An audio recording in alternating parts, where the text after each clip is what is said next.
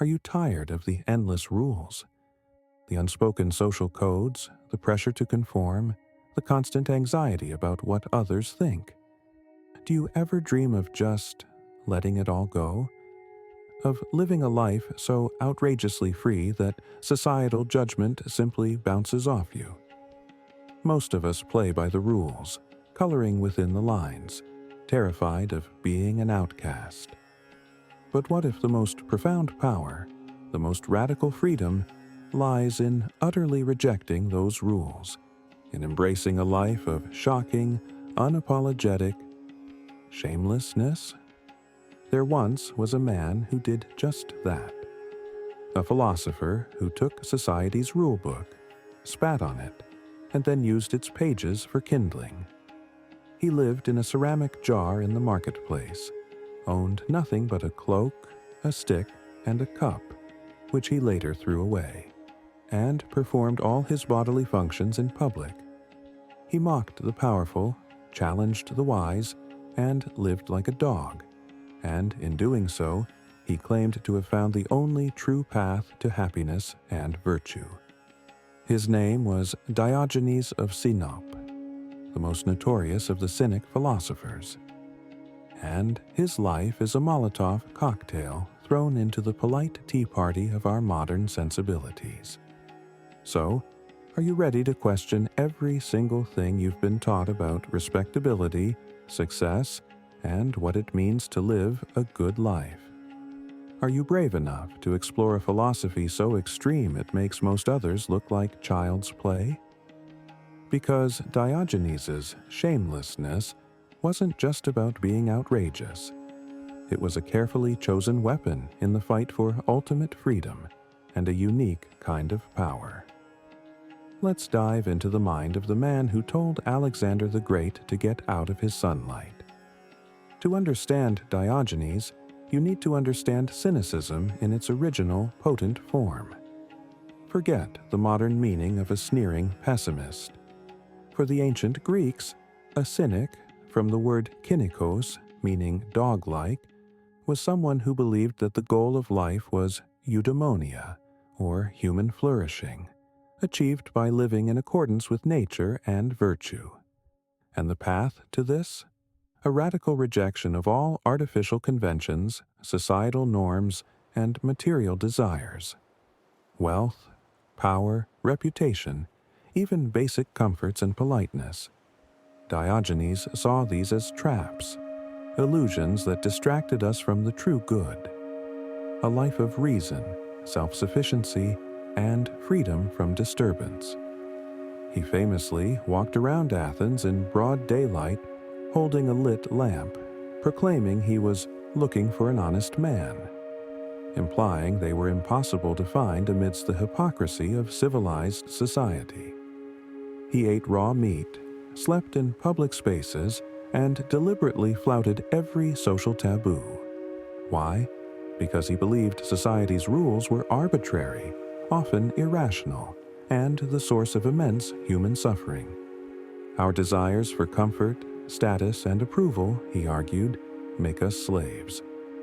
True freedom required a brutal training, an ascesis, in hardship, simplicity, and, most controversially, an aideia, shamelessness.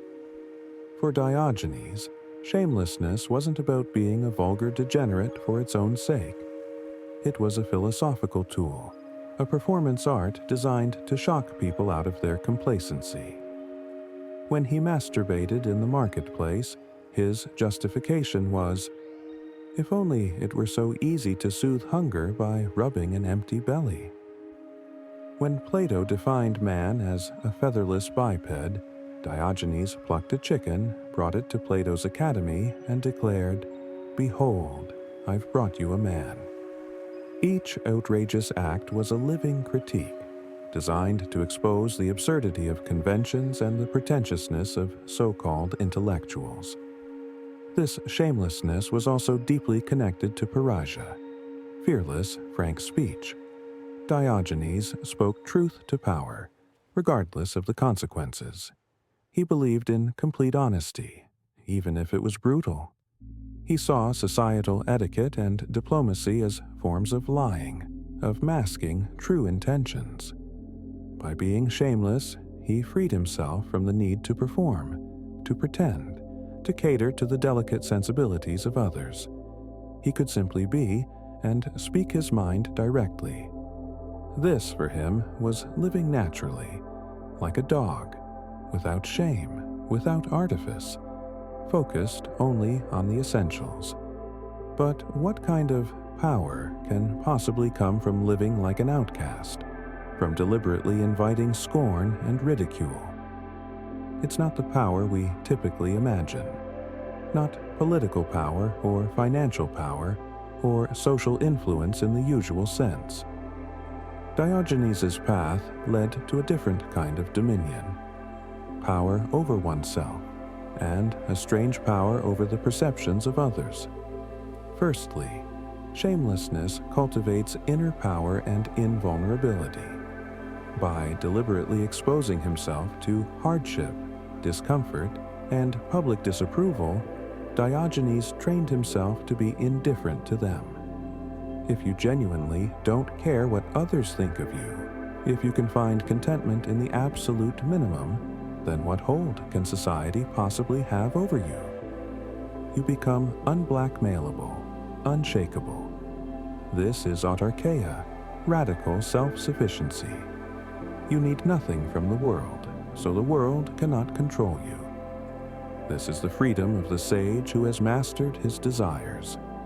Secondly, it grants the power to disrupt and expose. Diogenes' shameless acts were like a mirror held up to society, reflecting its own vanities, hypocrisies, and irrationalities. His public provocations forced people to confront uncomfortable truths about their own lives, their own unexamined conventions. He was a philosophical gadfly, a performance artist whose stage was the city itself, and his message was a radical call to question everything. This power to make people think, to unsettle them, is a profound form of influence. Finally, there's the power of utter authenticity. In a world of masks and performances, Diogenes was shockingly, uncompromisingly himself. There was no gap between his beliefs and his actions. This kind of integrity, even in its most extreme form, possesses a rare power. People might have been disgusted or amused by him, but they couldn't ignore him. And some, like Crates of Thebes, who gave up his fortune to become Diogenes' pupil, were profoundly inspired by this raw display of a life lived entirely on its own terms, free from the fear of judgment. Hey, now, let's be honest. Most of us are not about to start living in a barrel or defecating in public. Diogenes' path was an extreme, a deliberate philosophical statement enacted through a life. But can his radical shamelessness offer us anything in our comfortable, highly regulated, and often anxiety-ridden modern lives? Perhaps. Not by mimicking his exact actions, but by embracing the spirit behind them. It could mean questioning arbitrary norms. How many social rules do you follow without ever asking why? How much of your behavior is dictated by a fear of mild disapproval or a desire to fit in, even when it goes against your true inclinations? Diogenes invites us to critically examine these unwritten laws. It could mean cultivating indifference to judgment. While complete indifference might be a Stoic ideal, we can certainly work to lessen the crippling power that others' opinions have over us. Practicing small acts of nonconformity, or simply choosing not to react to perceived slights, can build this inner resilience. It could mean embracing simplicity. Diogenes showed that one can live with incredibly little and still be free, perhaps even freer. While not advocating for destitution, his example challenges our consumerist culture and our endless pursuit of more. prompting us to ask what we truly need for a virtuous and flourishing life. And perhaps most importantly, it's about practicing fearless speech, paraja, when it matters. It's about daring to speak your truth, to challenge injustice or hypocrisy, even when it's uncomfortable or unpopular, not with aggression, but with clarity and courage. Diogenes reminds us that sometimes the most powerful thing you can do is to simply and shamelessly be yourself and speak your mind. So, what do you think? Is Diogenes a madman, a brilliant satirist, or a true prophet of freedom? What rules in your own life feel like invisible cages, and what would it take for you to say, "To hell with them"? How much shamelessness is too much, and how much is necessary for an authentic life? Share your thoughts in the comments below. Let's get a discussion going. If this dive into the audacious life of Diogenes, the Cynic, has sparked a rebellious thought or two, be sure to like this video, subscribe to One Pixel Soul for more philosophy that bites back, and ring that notification bell so you don't miss our next journey into the human condition. Is all our striving, all our desire, ultimately a source of endless suffering? Next time, we confront a philosopher whose diagnosis of the human condition is famously pessimistic, yet perhaps contains a hidden path to a different kind of peace. Are your own desires your worst enemy? Join us as we explore. Thank you for daring to think differently today. Keep questioning. Keep living authentically, perhaps with a little more shamelessness. See you in the next one.